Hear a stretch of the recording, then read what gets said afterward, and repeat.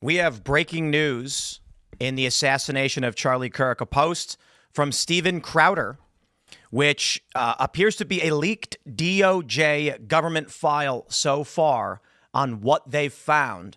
Without wasting any time, they discovered a Mauser 30-06, the casing from the shot still in the weapon.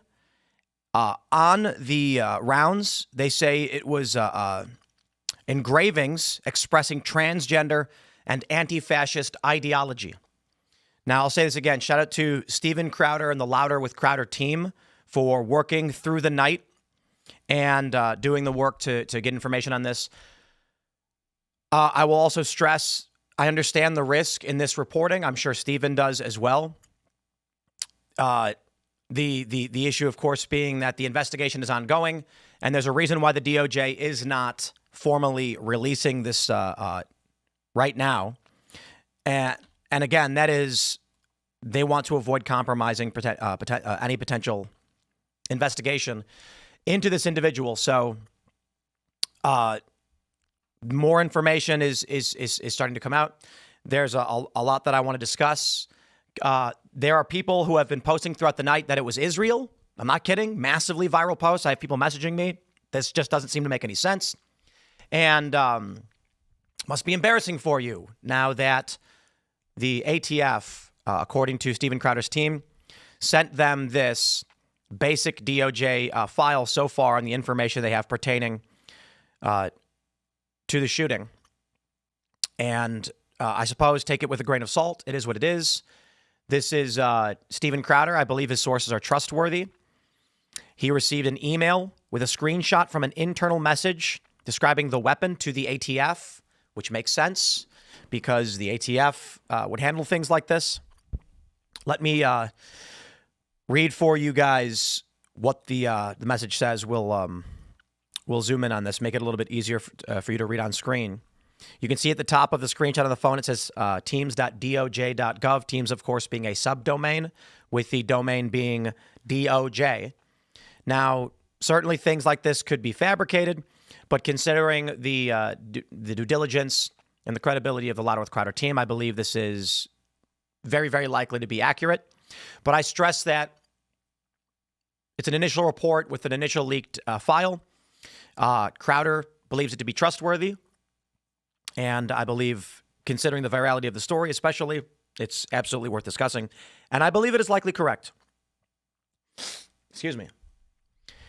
It reads, on September 10th, 2025, at approximately 12:24 p.m., conservative political influencer Charlie Kirk was shot and killed at the Utah Valley University in Orem, Utah. Mr. Kirk was speaking at the university as part of the American Comeback Tour. Multiple SLC 1 and 3 agents responded immediately.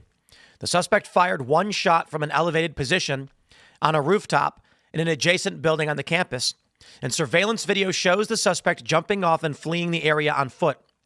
ATF and other law enforcement located an older model imported Mauser 30-06 caliber bolt-action rifle wrapped in a towel in a wooded area near the campus.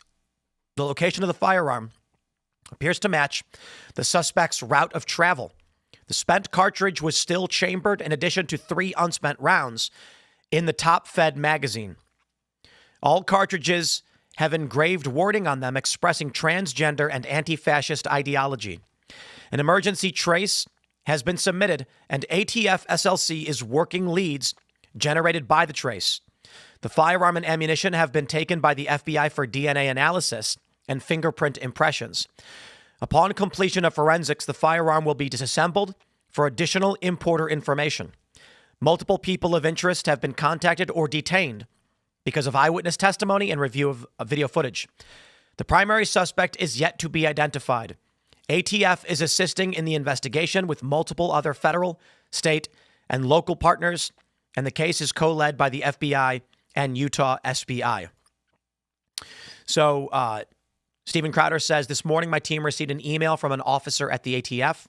The email included a screenshot from what appears to be an internal message describing a weapon and cartridge located by an ATF agent and other law enforcement near the scene of the Charlie Kirk shooting at Utah Valley State University. I will stress this again.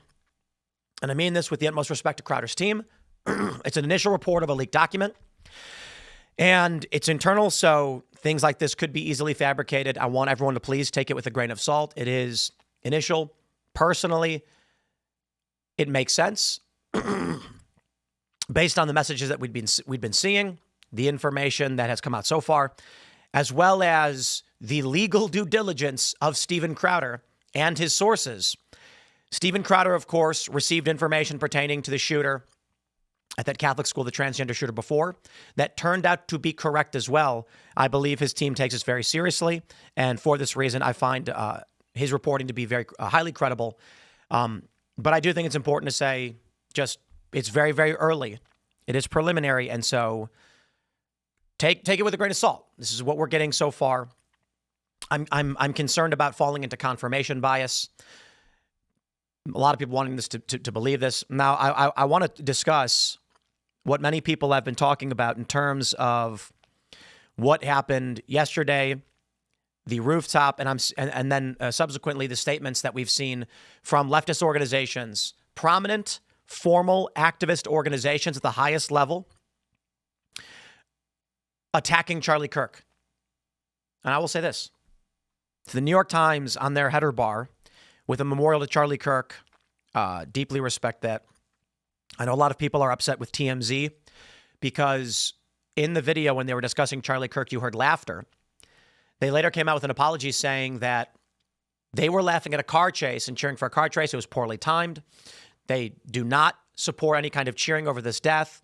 They rejected it. And guys, I think you gotta throw them a bone. You gotta cut them slack on this one. The leaders of TMZ came out and said this was not laughter at Charlie Kirk. We would not accept that, and they would not work there if that was the case. And this means, whatever you want to believe about it, they are telling you they're on your side, whether because people shamed them, for whatever reason, or because they always were. We want as many people in this space to be standing up against far left extremism and political violence. So I accept their apology. I do. Because we have to say, thank you for condemning what people are saying about Charlie. And we leave the door open for you to come and stand with us against this violence. Don't push them away. They are telling you that they agree with you. You may not like what the initial video was. Now, as for Occupy Democrats, many of these other organizations, they are hammering down, doubling down, effectively saying that they believe Charlie got what he deserved. These people are evil. They are demons. They are making posts saying mainstream Democrats are condemning the violence while MAGA calls for blood and vengeance, which is just false. Charlie never called for violence. He denounced it.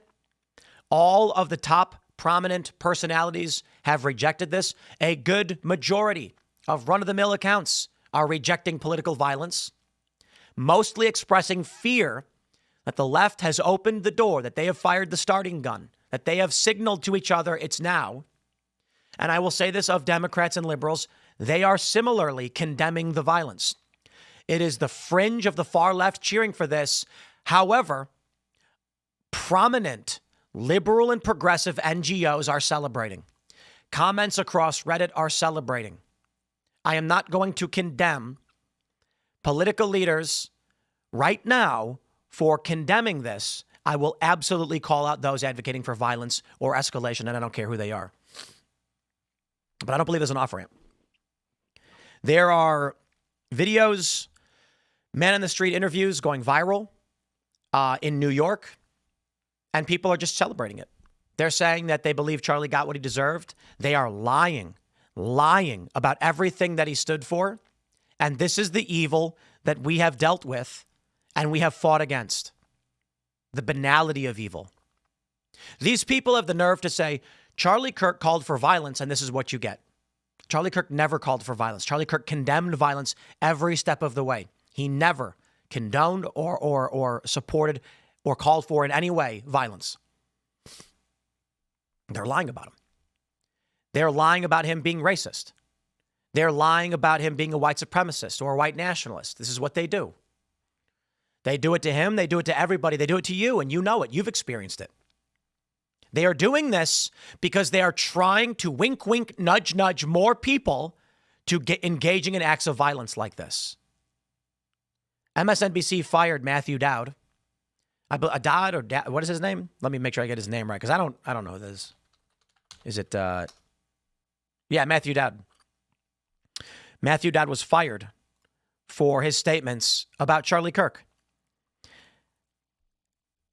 When Charlie had been shot, this man made the comments, "Your awful words lead to awful actions." Charlie didn't have awful words. Charlie was willing to debate and discuss with anybody, and his words were just his opinions. They fired this man. Good. We have these updates from the New York Times. I know that we've already gone over the details from Louder with Crowder, his post. I'm doing a live stream, which I don't normally do.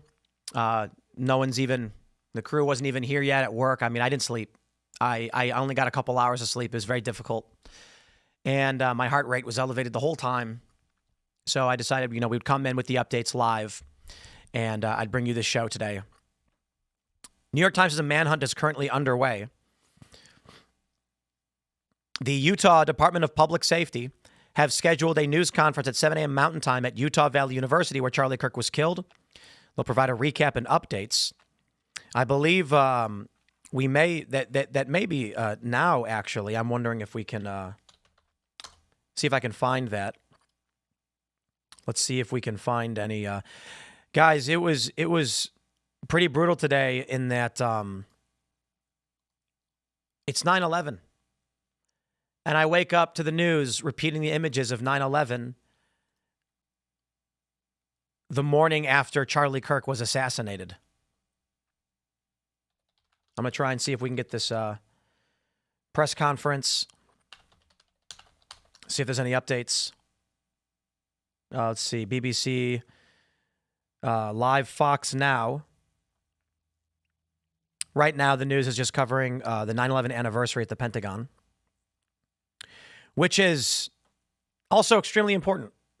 Also, let's see, I think the BBC. Tactical clothing, as well as a mask, a helmet, and possibly aviator-style glasses. The FBI now assisting local authorities here. They have established a hotline to have the public send in photos or any cell phone video that may help them piece together a timeline. And so at this point, this campus also located near a major thoroughfare, Interstate 15, which connects to a major city, Salt Lake City, and goes all the way south to Las Vegas. And so the dragnet does widen at this hour as they're looking for the shooter. And just tell us a bit more about Charlie Kirk and the event there. It looks like the press conference is about to begin. Well, overall, this was going to be part of the I don't know why they're not showing the statement. American Comeback Tour. It's part of the Turning Point USA chapter. It was something that he had been publicizing in the weeks leading up to yesterday. There had been several folks that had protested against it, some of them signing some petitions. But this ended up happening at about 20 minutes into the noon event here at the university. The Utah Valley University campus in the Central Quad. It was, he had set up. We have Commissioner Bo Mason, B-E-A-U, last name M-A-S-O-N. Anyone need me to repeat that? Yeah, one more time, please. One more time. Let's pull this up on YouTube. I don't need that USA Today stuff. T. Bowles, B-O-H-L-S, and then Bo Mason, B-E-A-U, Mason, M-A-S-O-N.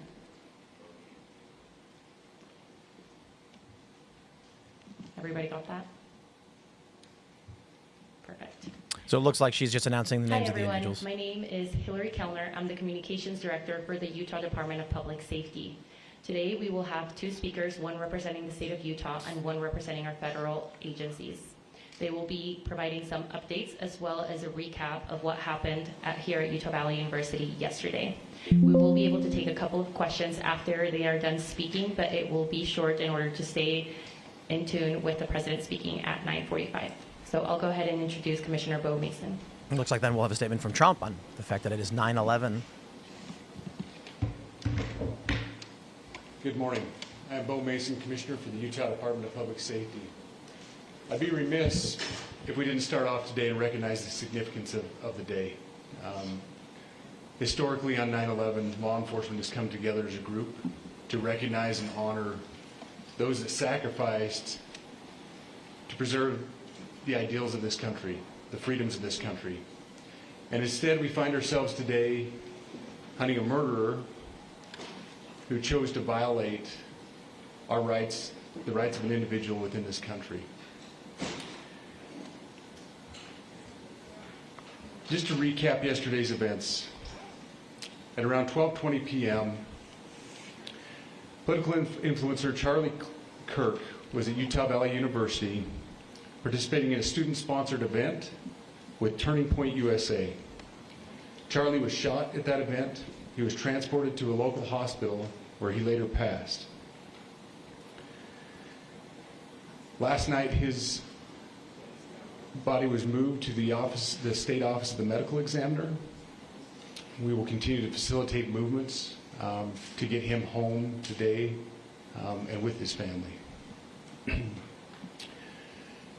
Yesterday, during the investigative process, we located a couple of persons of interest. We interviewed those individuals, and after releasing them and after clearing them of being suspects, they faced scrutiny, they faced threats. We asked the public to be patient with the investigative process. These individuals were not suspects, they were people of interest. We ask that you do not impose into those people and that investigative process.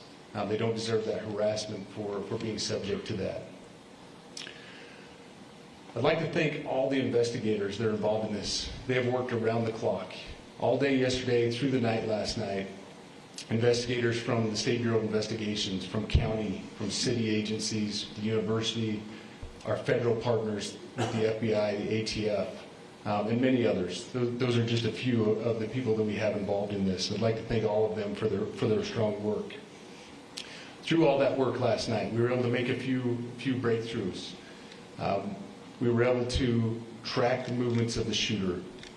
Starting at 11:52 a.m., the subject arrived on campus, shortly away from campus. We have tracked his movements onto the campus, through the stairwells, up to the roof, across the roof to a shooting location.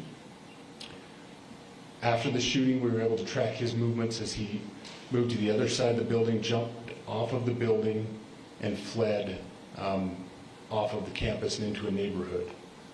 Our investigators have worked through those neighborhoods, contacting anybody they can with doorbell cameras, witnesses, and have thoroughly worked through those communities, trying to identify any leads. We do have good video footage of this individual. We are not going to release that at this time. We're working through some technologies and some ways to identify this individual. If we are unsuccessful, we will reach out to you as the media and we will push that publicly to help us identify them. But we're confident in our abilities right now, and we would like to move forward in a manner that keeps everyone safe and moves this process appropriately.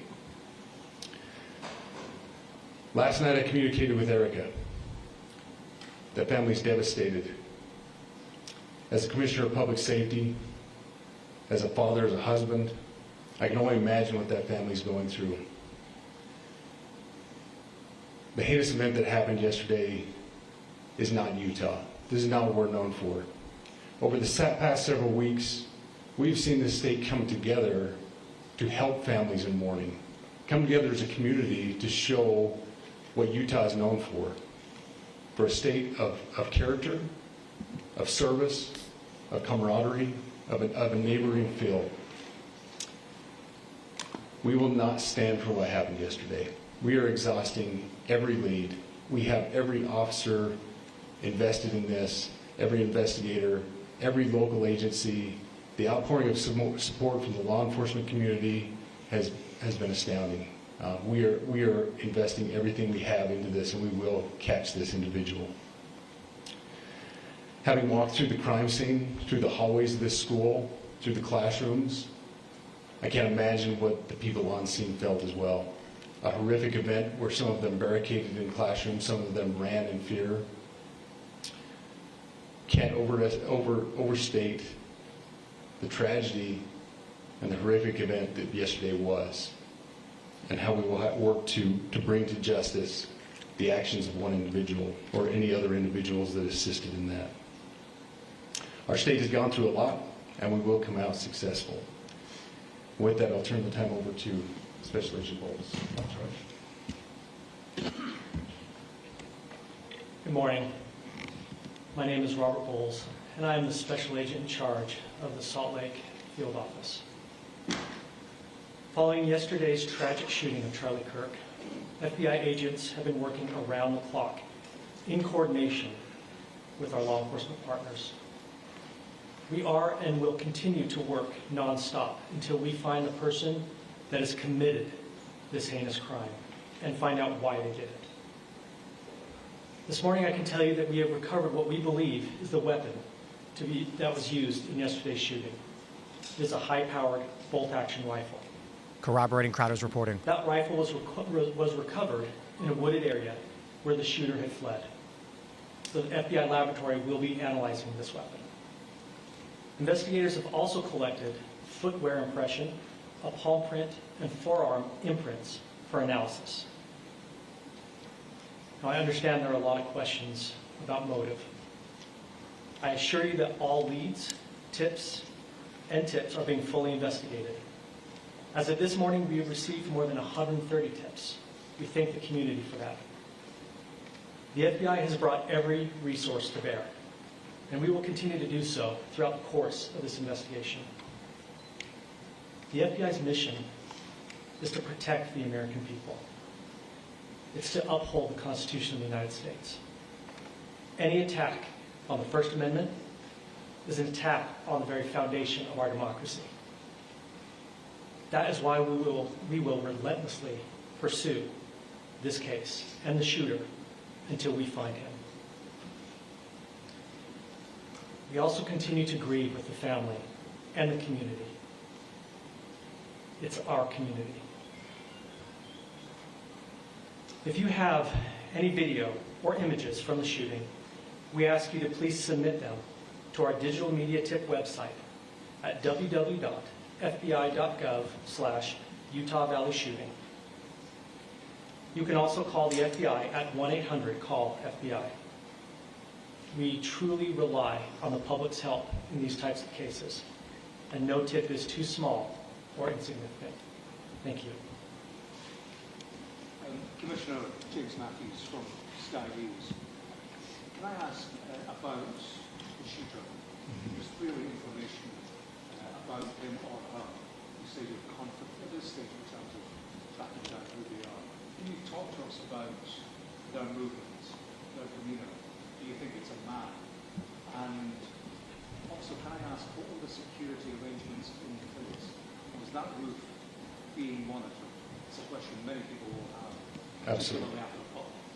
So what I'll release about the suspect is suspect blended in well with a college institution. We're not releasing many details right now, and we will soon. But right now we're not. But that individual appears to be of college age. We are confident in our abilities to track that individual. If we're unsuccessful in identifying them immediately, we will reach out for the public's help and the media's help in pushing those photos. That was a new development overnight, working through the night, studying those cameras. So that's something that's new and that we're working through right now. As far as the security, I cannot speak to that. Neither the Department of Public Safety nor the Federal Bureau of Investigation was involved in the planning or security of this event, and that'll have to be a question later for other agencies. Sorry, I wanted to ask you, you mentioned that you found the gun in a wooded area. Do you believe that the suspect could be hiding in the woods, and is that suspect possibly still in this area? So that's a good question, and it's a question that goes to the safety of the community, right? No, not in those woods. We've walked through those woods and secured it. As to the community, I can tell you that this was a targeted event. We don't believe that the community is at risk. However, we are exhausting every resource to find him, and we will do so. Special Agent Bowles, never speak with the BBC. From the images you have, can you see clearly the suspect's face? You say he's college age. Do you believe he was from this university? And how far do you think he may have gone in this time span? So I can't comment specifically on his face or any details such as that, as it's continuing to be a part of the investigation, and again, we'll release that shortly. However, we're doing everything we can to find him, and we're not sure how far he has gone yet. But we will But you do our have a best. clear image of his face? We have images of the suspect. So Can you trace the gun to the owner? that you've been able to recover, do you believe you know who this person is, the person that you're looking for at this point? Again, as part of the investigation, we're not releasing any details such as that. Any fingerprints or DNA?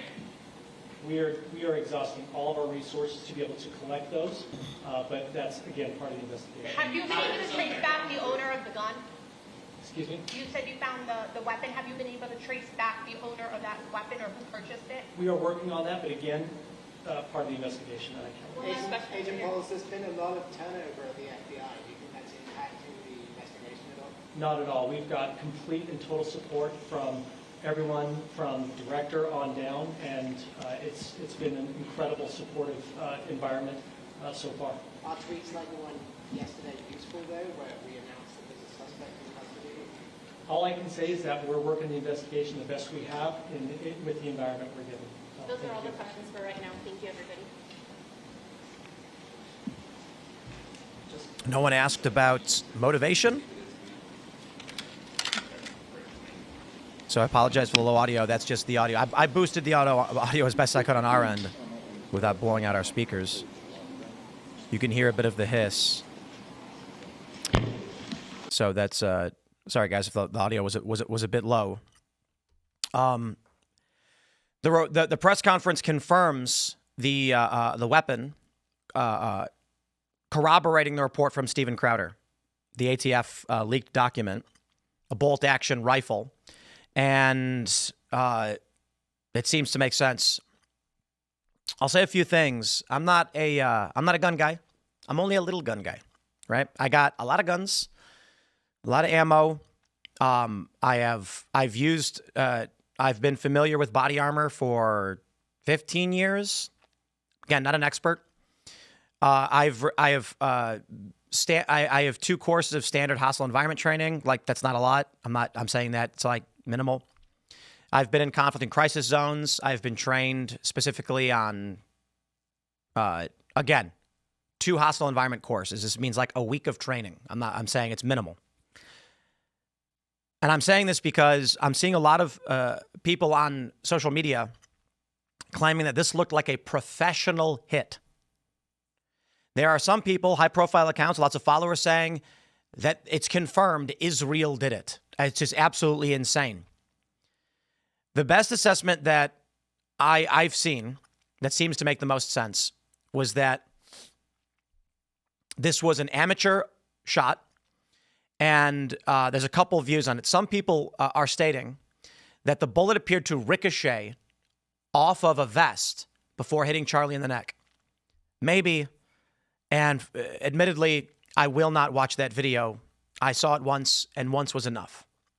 So I could be totally wrong about everything because I'm not watching it. Stupid, I know. I've seen worse videos in war, and I've seen worse in war. But it's just too difficult, I guess. Whatever. It is what it is. The best assessment that I saw was that this is an amateur shot taken at about 450 feet, about 150 yards, that did not account for drop. This individual likely had a bolt action. This is now confirmed by the press event with a scope. And my understanding and in my experience, again, not being a gun guy, this is a child's degree of difficulty. We have a range out here. It's a public pseudo range. You're not supposed to, but everybody does. It's a great backstop, and the community uses it. There's implied rules in this community about the range we have, but it is public land. And I've seen, and again, I'm just telling you my experience. I'm not a gun guy. Maybe I'm wrong. 100-yard shots. Literally a child with his father. And I can't remember what he was using, a bolt action rifle. This is just one of probably numerous events at the range. Kid made every shot. The dad was helping him zero in his scope, get the sights lined up, The kid made some adjustments and then hit every target. Me personally, my understanding is that a shot like this is not something that you need extensive training for. That was my experience. It's about 150 yards with a scope, bolt action, less moving parts. And the best estimate I saw was that they were likely aiming for Charlie's head. It's difficult to say. And did not account for drop because they were untrained, resulting in a strike to the neck. Again, many people have stated that Charlie was likely wearing a low-profile vest and the bullet bounced off of it. Now, again, stressing this to the greatest degree I can, I am no expert, but I do own body armor in various degrees. I've used it on numerous trips overseas. Illegally, I might add. We've gone to countries where it's a crime to have body armor, and we brought it anyway. I own FRAS, as well as other systems I'm not going to describe in greater detail. My general understanding, a 30-06 is not going to bounce off of low-profile armor, which is maybe level 3, 3A.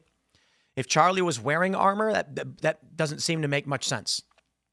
But again, I don't know.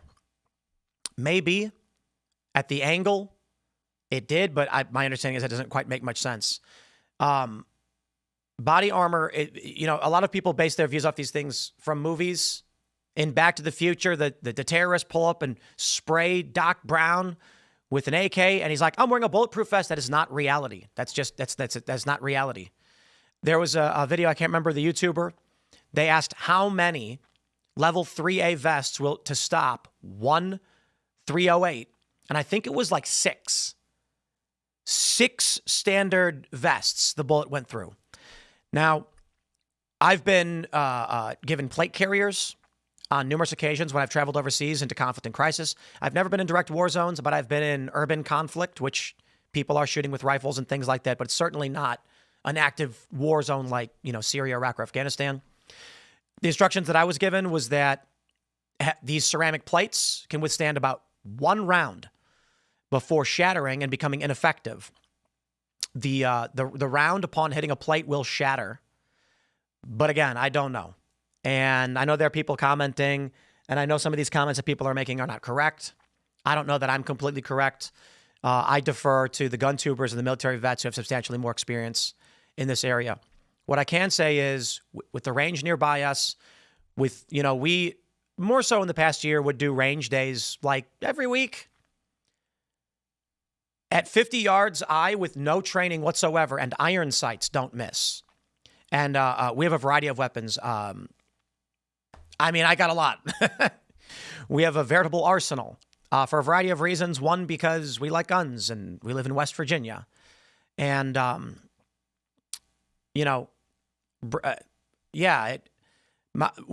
always stated this. I've always said, like, my handgun act, I'm no good with a handgun. Handguns, I'm just not trained.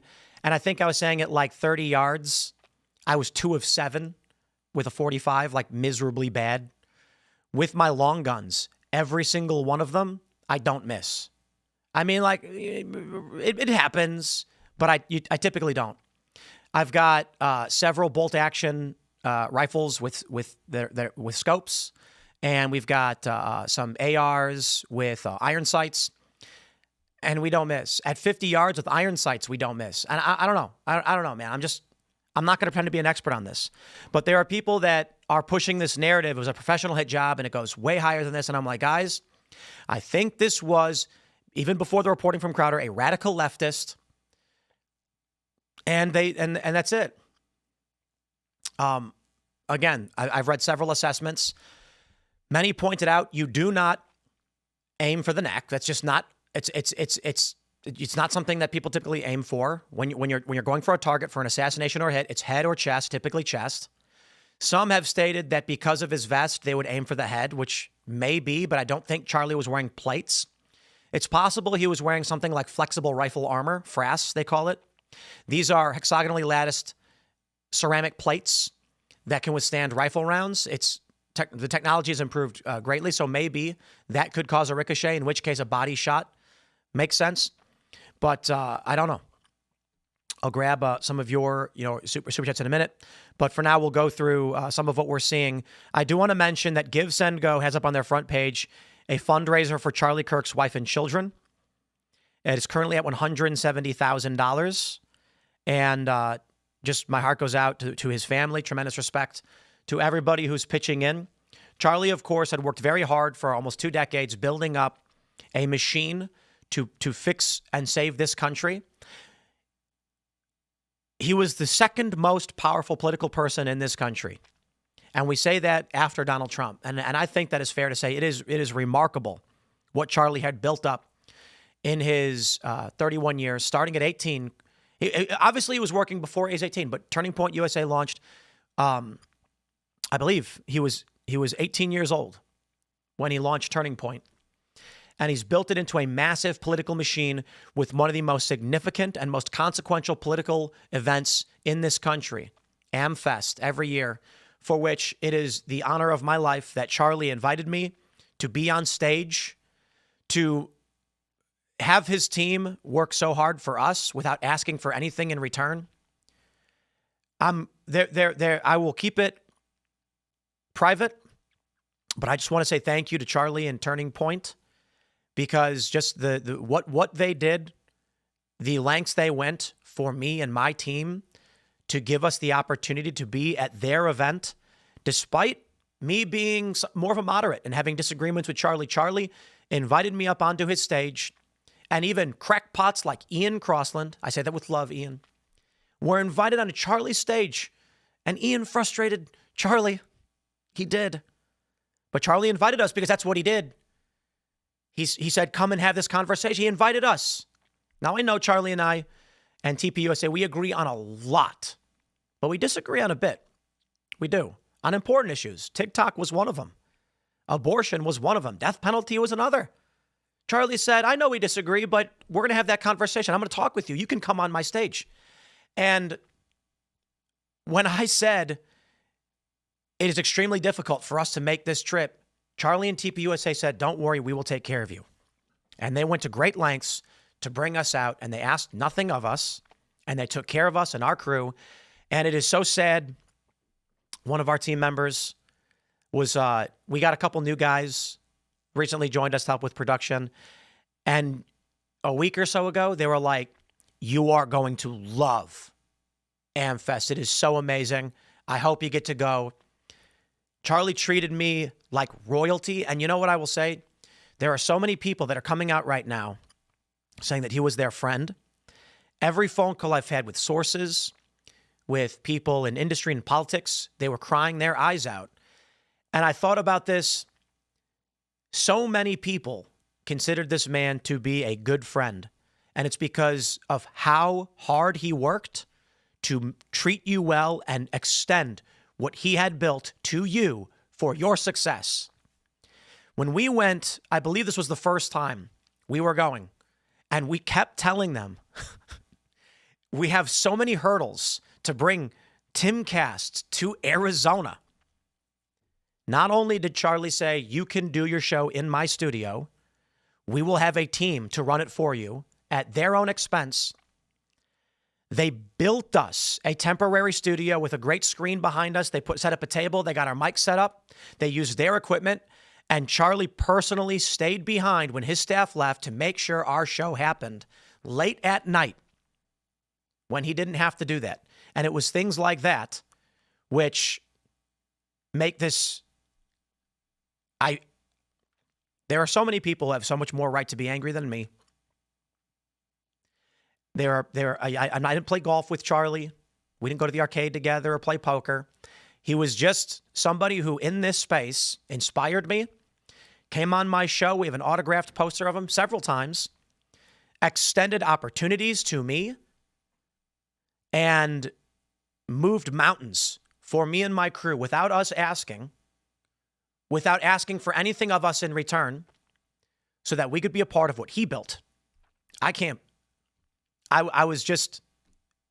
was an honor, sir. He did that for everybody. And I think that's why this one is so impactful. And that's why I see, I watched that statement from Trump the other day, and it really did seem like Trump was holding back, much like I and many other people are. I see so many streams, so many comments from people fighting back tears because every interaction I had with Charlie was, I am going to do something for you with nothing for nothing in return. And we're sitting here being like, ain't no such thing as a free lunch. What's going on here? But he did. And I understand, some will make the argument, of course he wanted you at TP. You have a big TPUSA, you have a big show. It's good. It's good for him to be on your show too. It's mutual. He didn't have to give us his studio. He didn't have to build us a studio. He didn't have to stay there. All of these things could have been accomplished with a staff member will greet you. Thank you and have a nice day. It didn't have to be Charlie personally taking the time out of his day and giving us what he had. And he did that for everybody. And that's why so many people were hurt so tremendously by this. I'm seeing so many messages from people online about how he would have been president. Everybody agrees. That's like the first thing everybody was saying in the studio the other day. Nobody worked harder. Nobody was more charismatic, giving, and generous. And I genuinely mean that. I know everybody, at funerals and they eulogize, they talk about the greatness of somebody. This is why, when Trump got shot, it was shock. And it was concern for this country. And I like Trump, but Trump's not my friend. And I don't mean that disparagingly. He's a prominent figure of charisma and leadership that I've met several times. But that's about it. Charlie helped me, inspired me and my team. The events that he did had me inspired. I like to joke often and say I'm jealous of, I'm so jealous of so-and-so for the things they're doing. But the reality is it's inspiration.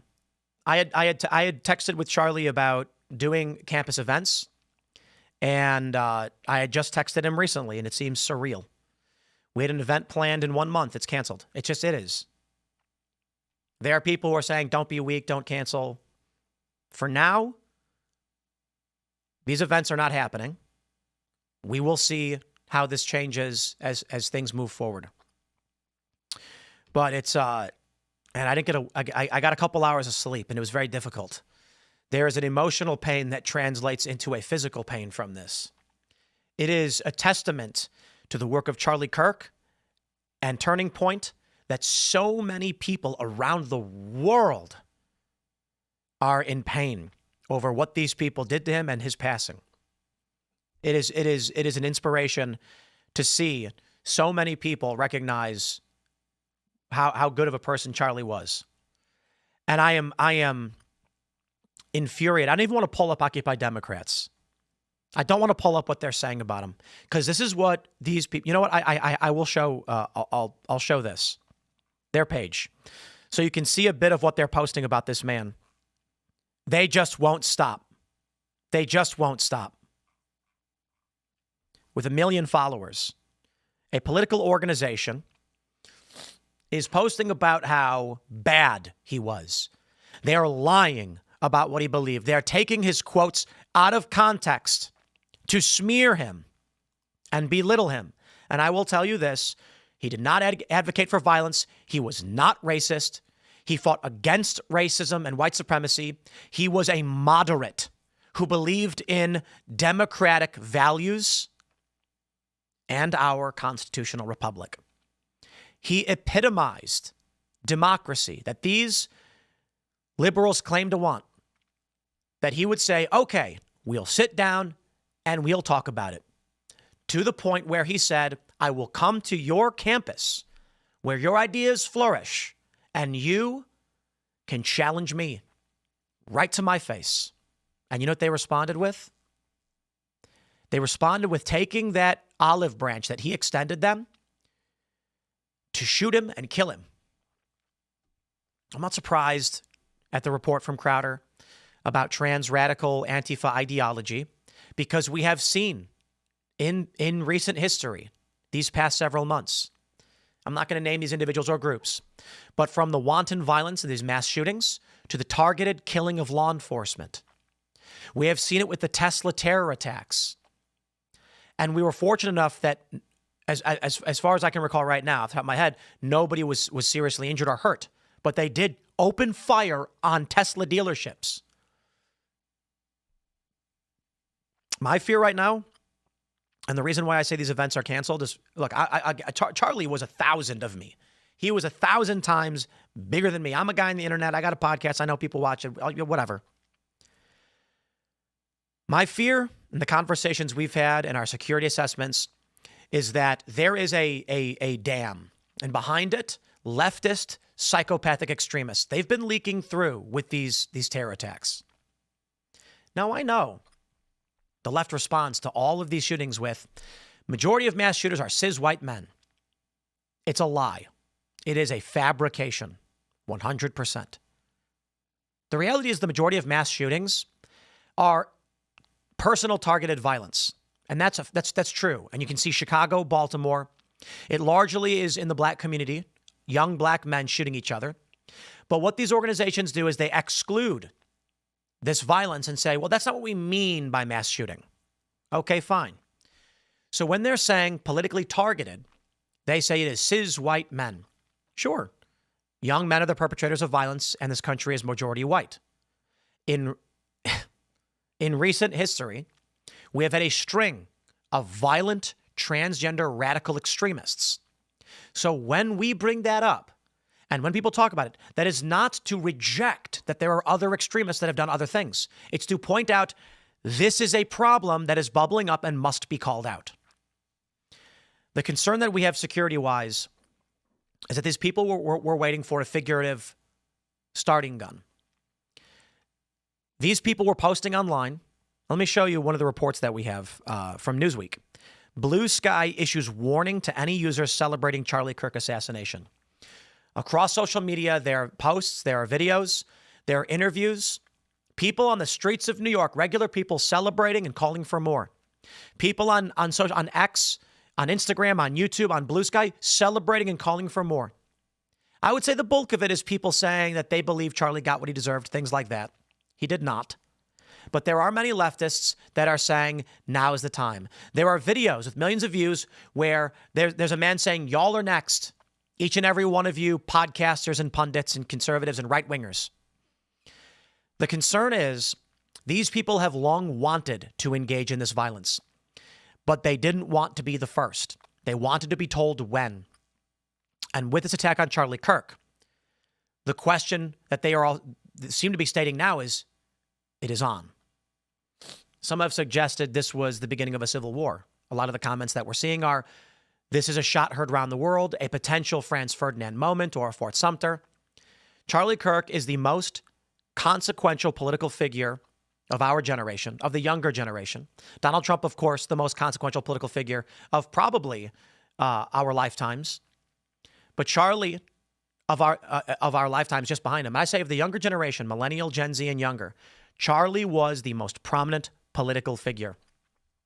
And that's why many believe that he was going to be president. But he was an activist. He wasn't a politician. He is 31. He hasn't run for Congress. He ran an activist organization to debate people and communicate, and they killed him. I think it's reasonable to assume it was transgender, radical, far leftism. Stephen Crowder's reporting shows this is the case, and the press conference this morning corroborated the weapon as stated in that leaked document, corroborating his reporting further. I already trust Crowder on this one, recognizing it's an initial report, and sometimes these things can be wrong, no matter how good you are at your job.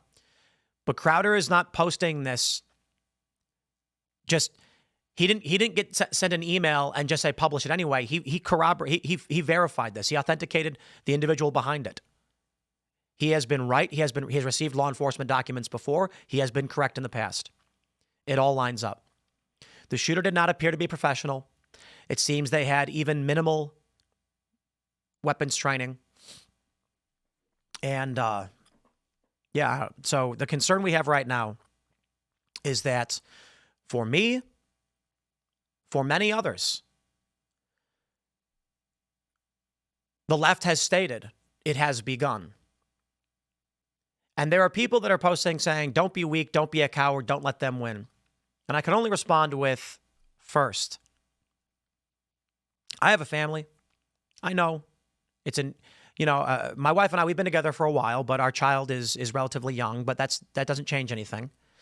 And I've talked about this in the past, the threat of family, which can inhibit the important work for the betterment of the world, but it is a reality. And I think everyone recognizes that.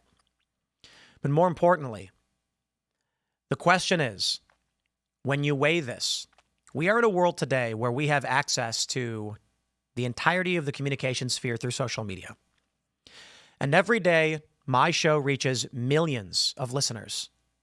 And it's not just my show. We have Pop Culture Crisis with 372,000 subscribers on YouTube. It's a smaller show, but they do get their millions for the month. And they reach a lot of people discussing political and cultural ideas. I'm sorry, I should say cultural and pop cultural ideas, but from a more moderate, non-leftist perspective, which I think is important. Tales from the Inverted World has been taking off. And this is a conversation about the weird, the wild. We have other shows. We're selling skateboards. We sell coffee. There is so much work that is being done. And the question I'm asked is, would you risk it all to go to an event with 300 people? Now, with all due respect to those 300 people, we love you. And we love that you come to our events and you make it magic. And the crowd cheering, clapping, booing, jeering, agreeing, disagreeing really makes those conversations. But the question then is, do we risk the entirety of what we are working on, the message we are spreading, and what we are building so that we can do these events? We're going to figure out how to do them, but they're not going to be, at least for now, this may change. For now, we are looking at public ticketed events or open. We were actually scheduled, and we've been scheduled for 6 months to do a campus field event, same as Charlie. I had reached out to Charlie earlier in the year, inspired by the debates and the work that he was doing. And I said, bro, I would love to be able to do something like this. I looked at the work Charlie was doing and I said, he's the best. I want to be like Charlie. I reached out to him. I'll keep the conversation generally private, obviously, but it was an affirmative. We're gonna make this happen. And I was inspired by the work that he had done. I wanted to be a part of it. And we had an event scheduled. It was Alex Stein and I had an event scheduled that I will not be attending. It's in public at a university, and we can't get security guarantees, obviously, especially with this. So I don't want to risk all the work that we do. I'm hoping that, look, I'm going to be 40 in 6 months, getting old, but this is a job I can do for a very long time. You know, when my legs stop working and my arms can't lift weights anymore, and my thumb is actually pretty busted up right now, I can think and I can talk for a long time. I can be an old man pundit. But I'm hoping that this building we've constructed that I sit in right now, we built it from the ground up, from grass in a field to this 40-foot tall structure with, what do we have in here? 3 studios. Incredible. I talked to my wife and I said, we should think about what this building becomes when we retire. Who will inherit it and what will they do with it? That's something we need to consider. I don't know that my daughter or future son or daughter will work exactly like this, doing this job or something similar to it. Probably not. Maybe. But for the business, what will come next? And there is a lot that we do that what we are working towards right now is, as I'm about to turn 40, as we're doing things like updating our wills, what comes next after this? And I don't want to sacrifice everything. And it's tough because people are saying, Tim, they're going to win if you do that. Well, we'll find a way. We're not backing down. We're redoubling our efforts for Charlie, for Turning Point, for everything he stood for. We will fight. We will not back down, but we're going to be strategic about it. That is, when your officers are on a battlefield and you get an enemy ambush, you retreat. There's no harm in being strategic. It doesn't mean you give up. It means we fall back, reassess our strategy, and figure out an effective means to safely and securely carry on this message, these gatherings, these meetings. And I think we have solutions for this. I do. Some have suggested casinos. And I laugh because you guys know me. I am a huge Texas Hold'em guy. Not like I'm super good or anything. I think I'm pretty average, maybe a little bit better than average. I got to give myself some credit, but certainly nowhere near pro. And there are many recreational players who are way better than I. But casinos got great security. And there's Maryland Live and MGM in the D.C. area. They are very expensive to book events for. But if you ain't safe in the casino, I don't know where you're going to be. That's why, a lot of people mention, like I go to the casino pretty often. I play poker. Guys, I want you to understand it's because I'm safe there. It's because I'm safe there. So we have this consideration, and I've talked about this before, when we go to certain events, when I go out in public, sometimes I have security. Typically, we just bring friends so that we have a crew. And you'll see me sometimes with a posse or whatever. And you wonder why high-profile people have a posse. They have their crew. They show up to an event, and there's 3 or 4 guys hanging out with them. It's not just that they're friends. It's that their friends got their back, and you don't want to be alone. Sometimes we go to events, and security is actually the one that's hanging out with us. And maybe you don't realize it because we don't want them to look like, suit-wearing. You don't want to be conspicuous. But I go to the casino, and I know they've got scanners at the entrance. They've got security, and you're typically safe. When you go in, they don't let people bring in weapons, and I can hang out in a room without guards or security because there's cameras everywhere, and I got eyes in the sky paying attention. Not because they're worried about me dying. They're worried about people cheating. But that is, I think, a good option, however expensive. But if that's the case, we'll make it happen. We'll figure it out. Some of these venues, when we do these live events, they're free. They work on contingency for sales, tips, and ticket sales. So we do ticket sales. They'll take a percentage or something, which means no upfront cost to us, but we sell out. So they're like, this is perfect. We made money. For these casinos, it's like $20,000, sometimes $50,000. Well, we can't do that. But for these venues that are around, 20 or so thousand, depending on what we can do, we can make that happen. So I'm not going to stop, but you can certainly see they don't want us coming to their universities. There is a way to handle that. I will stress this too, with all these leftists. They're posting this stupid BS being like, I thought he was for 2A and things like that. I could be wrong, but my understanding is UVU does not allow guns on campus. At least that's what I've seen. I mean, let me just double check. Let's try this. Does UVU allow guns on campus? My understanding is the answer is no. And okay, that's not, you can conceal carry. You can conceal carry. Let's see, I got some getting texts from people who have some thoughts and ideas. That's just it. So it looks like UVA allows concealed carry. I think that's good. Open carry is complicated. The law generally allows it, but UVU's policy states there's nothing that allows open carry at UVU. So it does look like open carry is not allowed. Concealed is. So the live show for today at noon is going to be hosted by Tate. And we're working on, I'm not entirely sure what their plan is for the noon live at rumble.com/Timcast. But I believe it's in honor of Charlie. That's what we were discussing last night. And I think this is going to be it for me for now, but I will be following updates and I will go live with breaking news should anything change throughout the day with any more information coming in.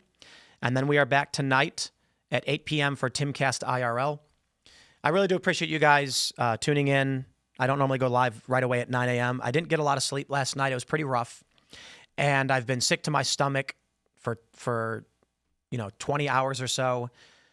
I have my cortisol is through the roof. My heart rate is constantly elevated right now. This is a tough one for me. And I'll say it one more time before we sign off. Of course, you can subscribe to the channel for more breaking updates and news regularly. I do every day. It is difficult for me to cover stories that are this personal. And again, Charlie's not a guy that this is my third time I've said it. We didn't go to the bar together. We didn't play golf together. I just don't understand. I mean, I do, but it feels like it's not possible because Charlie is a friend of ours, a friend of the show. He was a friend to me. All of the people that I work with are our contractors, our vendors. Everybody knew him, and he moved mountains for everybody. And that's why this one was so substantial. He inspired so many young people. He improved the lives of so many young people by working hard every single day, somehow still having time to have a family. There are a lot of people in the political space that if something happened to them, I would be upset. But this one is extremely personal. We tried to find the best place for it. Our Timcast IRL Vosh versus Kirk autographed poster. When Charlie came to it was our second studio in Maryland to have a debate. And he's been on a couple times since then. He's had us out to TPUSA 3 times. And I was just texting him. We're having a conversation about the plans for this year. And that's why this is so crazy. So I'll be back with any big breaking updates, stories to cover. I will also add, it is 9/11, and may we never forget. I wake up this morning, I got terrible sleep. I'm physically hurting, I'm emotionally hurting. I turn on the news as I do in the morning, I'm nauseated, and Fox is playing, as they always do, the Fox and Friends morning coverage of 9/11, which I respect it tremendously. I appreciate they do it.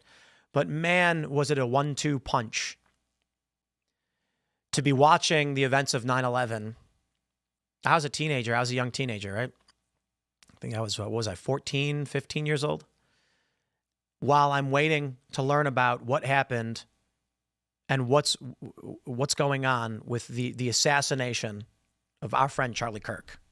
It's just one of the worst experiences of my life. And for many of us, and there are many more who have much more right to say that. I understand that. I'm just a guy who complains on the internet, who Charlie Kirk was nice to and helped out. And it meant a lot to me every time he did. And it was crazy for me knowing that he didn't owe me any favors. But it was crazy that I knew that I could reach out to him whenever and he'd move a mountain. I will say just one more time how much it meant to me. The lengths he went to have me be involved and to make me feel like I was part of something. We're out in the D.C. area. I don't travel a lot. I go on some shows periodically. We're trying to do better with this. And Charlie moved mountains to have me be a part of what he was working on. The most consequential political convention of our generation, AmFest. And it made me feel important. You know, I wake up every day and I kind of just feel I don't see the crowds watching the show. I don't see every person who clicks the video. I just see a camera. I press record. I talk about how I feel. I don't know what's a crowd, what's not a crowd. Are the views I'm getting a lot? I don't know. Some people get more, some people get less. And it's great when I'm out there and people shake my hand. And when Charlie reaches out and says, we need you, you got to be involved in this, and we will do whatever we have to do to get you there. That's when I finally feel like, I'm like, wow, is that impact that much? This guy made me feel like what I was doing was really important. I know you guys do too. I'm not trying to, it's just, there's so many people in the industry who say, hey, Tim, we want you for this thing. Here's what you have to do for us. There are a lot of people that they just have not gone to the lengths that Charlie and TPUSA have gone for us. And treating us like we were the kings. And he did that to everybody. to the TP, to the Turning Point crew, to everybody. You guys, you have no idea how grateful I am for everything you've done for us. And I'm not a guy who gets the imposter syndrome feeling, right? I'm a pretty arrogant guy. But I keep to my space, and I'm, you know, I'm a rogue. I say, look, man, you don't owe me any favors. I'm going to mind my own business. And I always felt like when Charlie and the TPUSA team were working again to move mountains, I can't even begin to describe what they did for us to make it possible. I always thought, like, are you sure? For us? He is and always will be a legend. I hope to see murals painted in his honor. There's talk of a big event in Utah. Some people are having these conversations. I'm getting messages. I hope to see him. But I'm going to wrap it up for there. I will be back with any live breaking news. Noon live. Producer Tate will handle you guys. I'll be working with him on his plans for how we're gonna do this show. For those that are wondering, Tate Brown, he's a producer. He's a relief host. He stepped up. He's very eager, excited, passionate. He's a young man. He's Gen Z. He's got great values. He's traveled. He's experienced. He's smart, and he's got the fire in his eyes and the fire in his heart. And I know that I can't do this forever, and we want to grow and expand. And so when I got sick, he stepped up, and I said, we need to get you more involved. We need to work on having Tate, you know, be a part of this and work on hosting. Phil, same. Phil, of course, is a legend of great experience. So when he handles IRL, we know this man is God. He's been at bigger crowds. He's performed for bigger venues. So, but for, you know, between Tate and Phil, we've got a great crew. But we're working right now to make sure that in the future there will be more voices that you can rely on when I can't and when I'm unable. I'm going to wrap it up there, my friends.